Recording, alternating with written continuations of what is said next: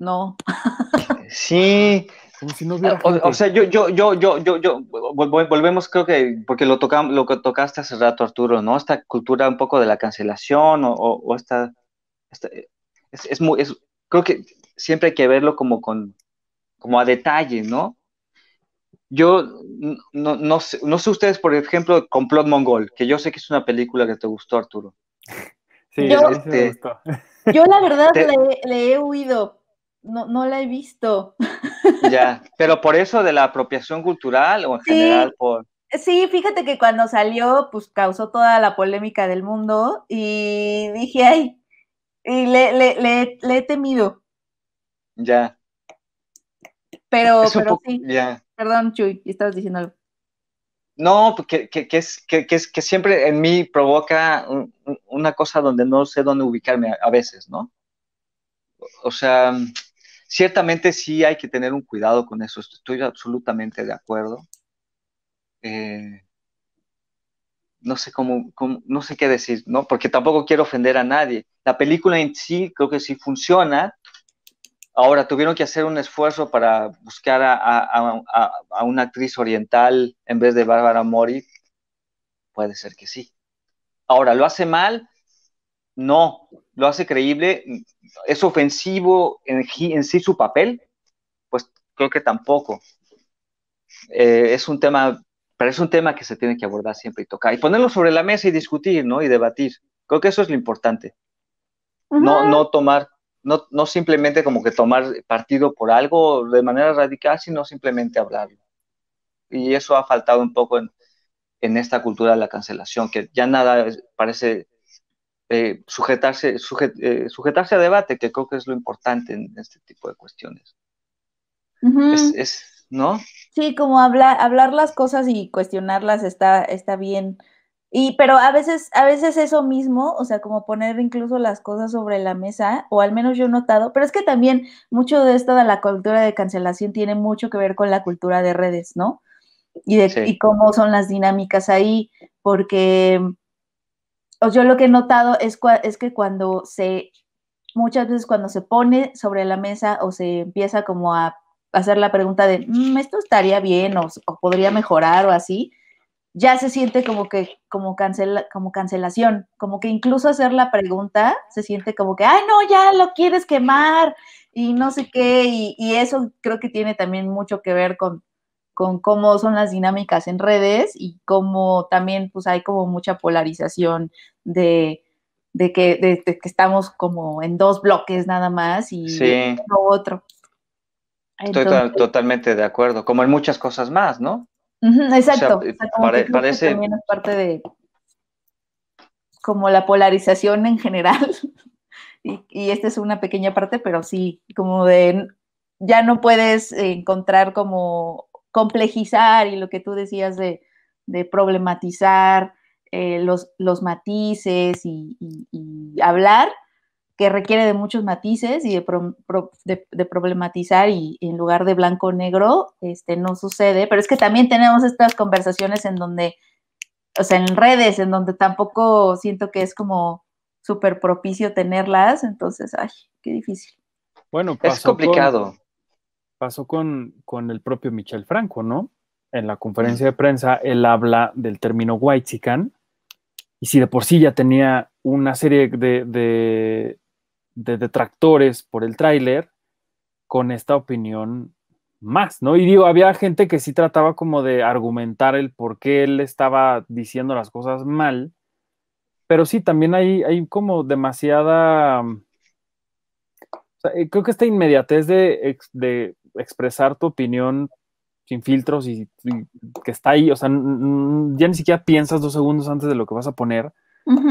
termina siendo hasta peligroso porque, te digo, como había argumentos que le hablaban y trataban de responder a esto de una forma, pues, no bien pensada, argumentada y demás, había otra gente que de plano pues, escupía cosas que dices, híjole, no, pues como que creo que a veces no siempre tienes que tener una opinión para todo, ¿no? Ay, ajá, Sí. exacto. Y las redes nos precipitan un montón a tenerla, como que, ay, tengo que tenerla. Y entonces escribes tu tweet. Pero como que si antes no había existían las redes sociales, pues lo piensas tu tontería y la piensas, ¿no? O se te, ¿Pero qué o se te hacías? olvida. Es que mira, o se te olvidaba o la platicabas más y alguien te comentaba otra cosa que a lo mejor tú no habías visto y entonces en tu cabeza ese pensamiento pasaba por un proceso, ¿sabes? O sea, como que se te quedaba un mes y decías, ay, pensé esto, pero luego lo comentabas y entonces alguien te decía, no, pero yo creo esto, y entonces tú decías, no había pensado en eso, bla, bla, bla. O sea, era como, o se te olvidaba porque no era importante realmente, pero ahorita lo pensamos y lo ponemos, o sea, Sí, como que sí. no hay Lo ese, pi- no hay ese le- proceso de que se quedó en tu cabeza tantito reposando y alguien te dijo algo o se te olvidó, o luego tú mismo dijiste, ay, qué estupidez pensé, o sea, sino que ya lo pusiste, ya. Claro. Pero lo peor es que ahí Hemos se creado además queda. zonas, hay zonas peligrosas que hemos creado a partir de las redes y también un tanto suicidas, porque tú mismo puedes poner algo en esta opinocracia, ¿no? Dar tu punto de vista sobre algo y alguien se te puede echar encima, por más que lo quisiste poner de una manera, Ya digamos, sé. neutral. Entonces, o sea, tiene como un montón de lecturas porque obviamente hemos barrido por completo con las zonas de debate y de discusión. Y eso es Sí. súper peligroso. Hablando de cine, por ejemplo, hay como, o sea, leía que Disney va a poner como advertencias sobre películas que pueden ser ofensivas desde el punto de vista racista. Creo que está bien. O sea, eso me parece, de todo caso, mejor a quitar de tu lista de películas como HBO a lo que el viento se llevó. O sea, aniquilar totalmente y cancelar totalmente una cinta. Ujú. Quizá, quizá la advertencia funciona mejor, o sea, porque es un punto también como de, pues de crítica de la película o de advertencia, ¿no? O de anunciarte algo que quizás sea incómodo, pero no la quitas del todo, ¿no? No Ujú. sé qué piensen al respecto, o sea, Sí, porque yo también creo, yo creo que, yo también creo que en el caso, por ejemplo, de películas que ya están en nuestra historia, es mejor como repensarlas y recuestionarlas, y porque volvemos a lo mismo, lo que tú decías, quitarla y quemarla y ya nunca volverla a ver y etcétera, etcétera. Además de que no es real, porque la puedes comprar en Amazon, es decir, o sea, no, o Sí. sea, no, nadie va a ir a, a entrar a tu casa y dámela, no, hay que quemarla. Además de que no es realista, pues no se puede, o sea, realmente no puedes cancelar así, no se puede. Este, justo no la pensamos, lo que queremos es repensarla y reenmarcarla y recontextualizarla y todo eso. No pienso igual eh, cuando se trata, por ejemplo, de directores que con 16 acusaciones de violación, y entonces lo seleccionas en el festival y entonces y lo seleccionas en tu plataforma, etcétera, porque creo que ahí sí, pues el director sigue vivo y sigue por ahí y las dinámicas de poder de las cuales él se aprovecha para seguir haciendo lo que hace impunemente, creo que eso ya lo hace mucho más complicado. Y muchas veces pensamos que es el mismo tema, ¿no? Que si cancelas o quieres quitar la película de el viento, lo que el viento se llevó, no sé, y es lo mismo a decir, o sea, decir como festival, no voy a invitar a esta persona porque no voy a seguir alimentando un capital simbólico que esta persona mal usa y le ayuda o sea, lo mantiene en este lugar que él aprovecha para hacer lo que hace impunemente. uh-huh. Eso es muy diferente y las personas o sea, consideran que es igual, o sea, que es el mismo tema, que es la misma cancelación. Y es lo mismo, ¿no? Es ver todo en bloques. Y eso es la polarización, ver cualquier tema en un solo bloque y ponerlo en el mismo saco cuando no son o sea, no son las mismas situaciones Claro, en ambas, ¿no? Y creo que sí, eso Claro. es importante, como que también el mismo tema lo estamos poniendo en sacos gigantescos, Y entonces si de pronto alzas la mano y dices, oigan, o sea, es que no sé qué también que este festival no haya dicho nada cuando acaba de suceder que salieron todas estas acusaciones y todos estos señalamientos y no sé, o sea, como que no hay como mucha duda, ¿no? Porque entiendo que incluso esos temas son complejos, ¿no? Pero ya, o sea, como que ya no hay tanta duda, ¿no? O sea, de esta persona. Y, O sea, pero incluso a nivel legal, digamos. sí, o sea, pon tú que es una persona que ya tiene denuncias legales, que ya Ok, etcétera, ok. ¿no? Porque creo que ahí Violación. también yo sí Ajá, haría como la diferencia entre, bueno, tiene exacto, 3 ajá, tweets de donde se le totalmente. acusa de esto, a donde ya a nivel legal, digamos, hay denuncias de tipo penal o lo que sea. Creo Totalmente, o que, sea, como que dentro de eso todavía hay muchas cosas que platicar, ¿no? Claro. Muchas Yo, cosas yo, que platicar, pero lo que no puedes claro. hacer, siento yo, es totalmente ignorarlo, ¿no? Como de, ay, pues quién claro, sabe, no voy a investigar, no voy a preguntarme como festival cuál es mi Mm, posición, cuál es como, qué es lo que se ha dicho, me acerco a las víctimas, o sea, no sé, algo, sí, sí. que incluye, o sea, que necesariamente implica entrar en conflicto. Ese es el punto, ¿no? totalmente. Y no nos gusta estar en conflicto, ¿no? O sea, como que no nos gusta decir, ay, tengo que recontextualizar ahora a Michael Jackson, ¿no? Me encanta su Sí, canción. sí, sí. Como que se lo quieres dejar al futuro, ¿no? Así como que, ay, bueno, a ver quién hace algo, no yo, Yo no. pero alguien, hasta que alguien haga algo. Y pero sí, ignorarlo como que no es el problema. Y no es lo mismo cuando tienes tú que tomar una postura y cuestionarte lo que tú haces también dentro de una estructura de poder que provoca que unos pues la usen para ser violentos, tú qué papel tienes ahí Mm, ¿no? O sea, como, ¿cuál es tu papel en eso? Claro. En seguir alimentando esa maquinita, ¿no? A decir, ay, no, no tiene nada que ver que yo ponga, que yo seleccione esta película, no tiene nada que ver con que esta persona siga haciendo lo que hace. Y eso es lo que es como raro. Pero estoy totalmente de acuerdo que dentro de ahí también hay muchas cosas muy complejas que todavía tenemos que platicar, qué significan, cómo abordarlo, o sea, sí son cosas así enormes, enormes. claro, ahora Yo, el diablo se oculta en los detalles, ciertamente, ¿no? claro. Yo Sí, nomás para cerrar, porque ya estamos, así, ya llegamos a las 5 de la mañana, ya llevamos 8 horas, Wow, literalmente. Yo qué nada más fuerte. diría que el cine es antropología, ¿no? Y siempre nos ayuda, ver todo lo que se ha filmado nos ayuda a entender lo que pasaba en ese momento que se hizo y cómo estaban las cosas, ¿no?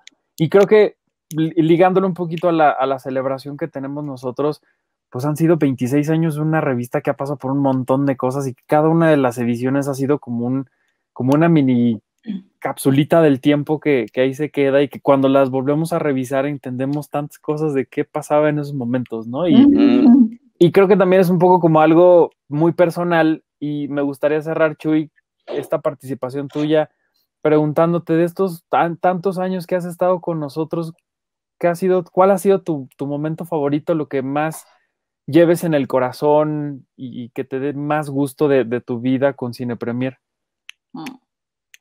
uy. Bueno, sí, sí llevo un montón. Llevo desde 2002. Obviamente mi debut es un momento muy especial para mí. Mi debut en la revista era Eduardo Scheffler, el editor de ese entonces. Y fue la primera persona que me dio una oportunidad, ya con columna, directamente me dio una pequeña columna que se llamaba Círculos Perfectos, porque hablaba de los DVDs, ¿no? Entonces, Ay, si no me equivoco, se llamaba Círculos Perfectos. Y Qué bonito. mi qué primer bonito. columna fue sobre El Padrino, ¿no? Que sigue siendo mi película totémica que amo con toda mi alma. O sea, para mí hay como El Padrino uno y 2 que siempre a veces prefiero la uno a la 2 y a veces cambio, y luego está lo demás que hay en el cine, ¿no? Ay, Entonces, sí, sí. Y esa oportunidad, porque desde entonces no he parado en estos 18 años, ya imagínense lo viejo que me siento, ningún mes de colaborar con Cine Premier. Y ahora, pues, los festivales de Berlín, como que es esta etapa, digamos, de yo estando en Europa, o mi yo en Europa, pues son súper especiales, porque pues me han dado la oportunidad de entrevistar a gente que he admirado toda la vida y que me quedo casi mudo, ¿no? Como David Lynch, o estar ahí con Martin Scorsese, o tener incluso anécdotas bonitas, como una vez que cuando creo que fue The Life Aquatic of Steve Zissou, nadie sabía si Bill Murray, que es un personaje, iba a aparecer o no, y éramos como 14 o 15 periodistas que se fueron varios, ¿no? Y unos como que dijimos, no, nosotros nos quedamos sin saber, muchos, o sea, había pasado media hora en que iba a llegar Bill Murray y no llegaba, y yo en realidad ya había perdido una función, no tenía que irme, dije, pues me voy a esperar. Y al final apareció y fue un poco como Boy Scouts alrededor de la fogata, mientras él, porque tiene una manera de hablar también muy especial, y entonces todos lo escuchábamos así como escuchando al profesor, así, al sensei, ¿no? Fue muy lindo, y luego pues hizo una Bill Murrayada que agarró a una periodista china, no sé por qué, chiquitita, y se la puso en los hombros y dijo, me la voy a robar, y se la llevó. Una cosa rara. Obviamente la soltó, nada más la sacó de la sala, y la otra como que pataleaba, una cosa muy rara, pero que nunca se te olvida, ¿no? Y seguramente... Estoy tratando de imaginármela, e incluso mi imaginación tiene como límites, o sea, como de no sabemos aquí cómo visualizártelo. Sí, fue algo además raro, y esta periodista china me la sigo encontrando cada Berlinale, es de las que siempre está, y siempre digo, algún día le tengo que preguntar si le dijo algo Bill Murray cuando se la llevó, y por qué se la llevó, y si se acuerda, seguramente ella no se olvida de que Bill Murray se la llevó cargando en el hombro, ¿no? O si era un pacto anticipado. Exacto. Un happening. Un happening. Tal cual. Órale. Pues muchísimas gracias por haber estado con nosotros en este turno ultra mega de madrugada, en esta locura, celebrando 26 años. Muchísimas gracias, de verdad. No, gracias a ustedes. Es siempre un placer hablar con ustedes, que los quiero tanto, así con todo mi corazón. Y compartir estos momentos es bien especial. Ser parte de la celebración de un aniversario más de Cine Premier también es especial. Y aquí seguiremos, porque Cine Premier va a seguir, y va a seguir mucho tiempo más. De eso estamos seguros. Pues te mandamos un abrazote con mucho cariño. Te queremos ya mucho. Nada más para como comercial, pues si quieren seguirme en mi Twitter es @cjchuy, no tengo Instagram y creo que no voy a tener, porque ya saben que tengo mis asegúnes con las redes sociales, pero en Twitter sí estoy. Y tengo un podcast donde me reúno con otros periodistas y hablamos sobre la experiencia de ser mexicanos en Alemania, en particular en Berlín. Por favor, escúchenos, se van a divertir. ¿Cómo se llama? Se llama Berlín al Pastor, así se llama el podcast. ¡Wow! ¡Ay, qué bonito! Sí. Ya justo colgamos ayer el 6º episodio. Por favor, escúchenlo, les va a gustar. Berlín al Pastor, pues ahí lo recordamos también, lo voy a buscar. ¿Tiene Twitter Berlín al Pastor o dónde lo...? También tiene Twitter, bueno. Berlín al Pastor. Sí. Por ahí lo recomendamos también en las redes de Cine Premier para que... Te queremos mucho, Chuy. Yo también los quiero mucho y les deseo, pues, ¿quién va a haber aquí relevos en el maratón o...? Sí, pues de hecho ya anda por ahí, Iván. Sí, ahorita Iván. Mira, muy bien. Metemos de una vez, ahí anda Iván. Hola Iván, qué bueno saludarte. ¿Tú te quedas de relevo entonces? Me quedo yo, perdóname por no haber estado contigo hace rato, pero algunos de nosotros tenemos que dormir, gente como Arturo, que no sé cómo le hacen. Creo que por ahí anda Sergio también despiertos. Es la juventud. Sí, es la cocaína. Es nocturna. No es cierto. No, y en caso de Checo es la cafeína, creo, y en caso de Arturo es la juventud. Pero me dio mucho gusto saludarte, aunque sea rapidísimo, Chuy, y te mando un gran abrazo hasta allá. Gracias, querido Iván, y felicidades por otro aniversario más. Ahí seguiremos. Ahí seguiremos, exacto. Sí. Venga, pues. Los quiero mucho. Yo te debo algo, Hasta la- Chuy. Pero Sí, mañana... está bien. Está bueno. Adiós, pues.